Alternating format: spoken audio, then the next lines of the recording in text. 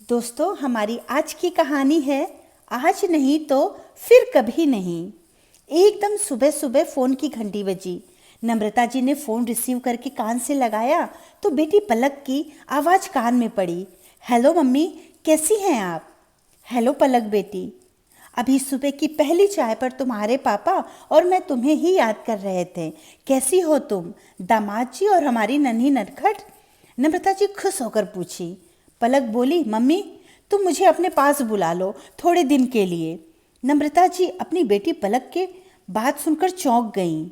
इससे पहले आप सब नम्रता जी को ऐसी माँ समझें जो बेटी की शादी कर उससे छुटकारा पाले और बुलाना ही नहीं चाहे, तो ऐसा बिल्कुल भी नहीं था। दरअसल पलक एक हफ्ते पहले ही अपने मायके पूरे 15 दिन की गर्मी की छुट्टियां बिताकर गई थी। इस कारण नम्रता जी समझ नहीं पाई कि पलक ऐसा क्यों कह रही है। पलक, क्या हुआ बेटी, सब ठीक तो है? नम्रता जी ने बड़े ही व्याकुलता से पूछा। मम्मी, अब आपसे क्या बताऊं, मेरी बड़ी ननद रजनी दीदी आ रही हैं, बहुत काम हो जाता है। उनके 2 बच्चे हैं, सारा दिन मुझे किचन में लगा रहना पड़ता है। बहुत ही दुखी होकर पलक बोली।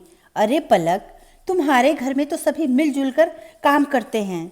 समधन जी भी तुम्हारी मदद कराती हैं और तुम्हारी ननद रजनी को भी मैंने तुम्हारे साथ किचन में काम करते देखा है, नम्रता जी ने समझाया। तो पलक तुनक कर बोली, अरे तो मैं झूठ बोल रही हूँ क्या?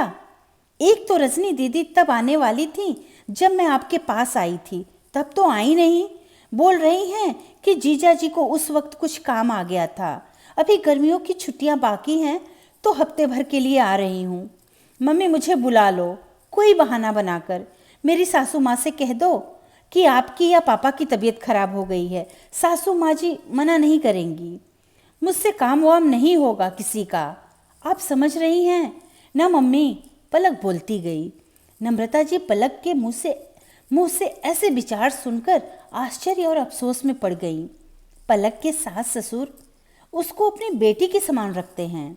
ना कोई रोक टोक, ना कोई रोक ना कोई टोक, हर काम में समधन जी हेल्प करती हैं। जो पलक को नहीं आता वो सिखा भी देती हैं। पोती अभी 2 साल की है तो उसका भी पूरा ध्यान रखती हैं। ननद रजनी भी बहुत मिलनसार है, पलक के साथ मिलकर जल्दी से काम निपटवा देती है। बहुत बार दामाद जी और पलक को घर से बाहर मूवी देखने और रेस्टोरेंट भी भेज देते हैं। कोई बंधन नहीं है, कपड़े भी अपने मन से वेस्टर्न पहनती है। फिर अगर ऐसी समझदार बड़ी ननद एक हफ्ते के लिए आ रही है तो क्या परेशानी है? नम्रता जी को पता चल गया कि पलक को एहसास कराना ही होगा कि वह ठीक नहीं कर रही है। आज नहीं तो फिर कभी नहीं, फिर भविष्य में वो पलक को कभी भी नहीं समझा पाएंगी। अगर आज चुप रहकर उसकी ये डिमांड मान ली तो पलक तुम्हारे घर में तुम पर कोई बंधन नहीं है, ना पहनने का ना कहीं आने जाने पर। समधन जी और रजनी तुम्हारे साथ काम में लगी रहती हैं, बल्कि कई बार तो तुम्हें और दामाद जी को अकेले बाहर भी भेजती रहती हैं। अगर रजनी तब नहीं आ पाई जब तुम यहाँ आई थी तो वो रजनी के माँ बाप का घर है, जब चाहे बिना किसी रोक टोक के आ जा सकती है। तुम जरा से काम के डर से यहाँ भाग कर आना चाहती हो? नम्रता जी दुखी और खिन्न मन से बोली। अरे मम्मी, तुम तो खफा हो गई। तुम मेरी मम्मी होकर मेरी परेशानी नहीं समझ रही हो और मेरे ससुराल वालों की वकालत कर रही हो, पलक गुस्सा करते हुए बोली। मैं सच कह रही हूँ पलक, नम्रता जी एक क्षण रुककर फिर बोली। इस हिसाब से तो तुम्हारे यहाँ रहने तक तुम्हारी भाभी को भी अपने मायके ही चले जाना चाहिए।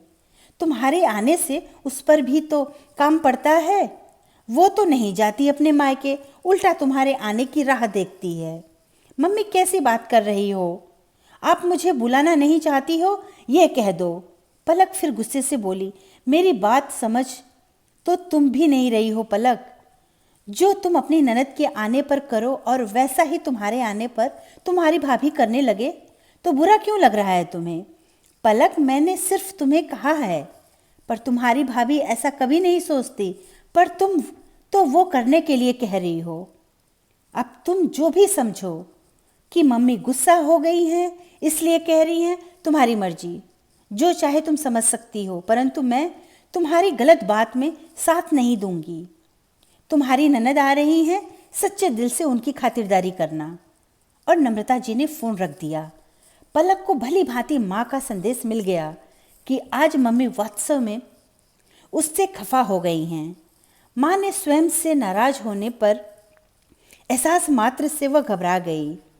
अपनी मम्मी की कही बातों को आत्मसात किया। कुछ देर सोचने के बाद पलक ने फिर फ़ोन मिलाया। नम्रता जी ने ही फ़ोन उठाया। हेलो मम्मी, थैंक यू, आज आपने मुझे सही रास्ता दिखा दिया। अच्छा किया जो मेरी अनुचित मांग नहीं मानी। आप मुझे फटाफट कढ़ी और दही वड़े बनाने की रेसिपी बता दो, मैं ये दोनों बनाऊंगी। हमारे यहाँ ये नहीं बनती है तो नई डिश हो जाएगी दीदी के आने पर, पलक ने कहा। नम्रता जी ने फ़ोन पर ही दोनों की रेसिपी उसको लिखवाई। अच्छा मम्मी, अब तो आप मुझसे नाराज़ नहीं हो? पलक ने बड़े ही प्यार से पूछा। बेटी, माँ कभी बच्चों से दिल से खफा नहीं होती, पर सही गलत बताने के लिए नाराज़गी दिखानी पड़ती है, नम्रता जी ने हंसते हुए कहा। अगली छुट्टियों में तुम्हारा बेसब्री से इंतज़ार रहेगा। नम्रता जी ने उम्र भर के तजुर्बे से बेटी की सोच को गलत दिशा में जाने से रोका। शायद माँ के पास बच्चों के लिए वो ऐसी समझ और एहसास है जिससे वह बच्चे को सही रास्ते पर लाने में कामयाब हो जाती हैं। अपनी बेटी की गलतियों को अनदेखा न करते हुए नम्रता जी ने किस प्रकार बेटी को सही दिशा दिखाई। ऐसी ही उलझनें जिंदगी में आती रहती हैं। जब बच्चे गलत सही के फेर में उलझ जाएं, तब माँ बाप सही खेवनहार बनकर उनकी नैया पार लगाएं तो परिवार का कोई भी सदस्य उपेक्षित नहीं होगा और खुशियाँ भी बरकरार रहेंगी। बड़ी से बड़ी उलझनें सुलझ जाएंगी। धन्यवाद दोस्तों। कहानी अच्छी लगी तो लाइक और सब्सक्राइब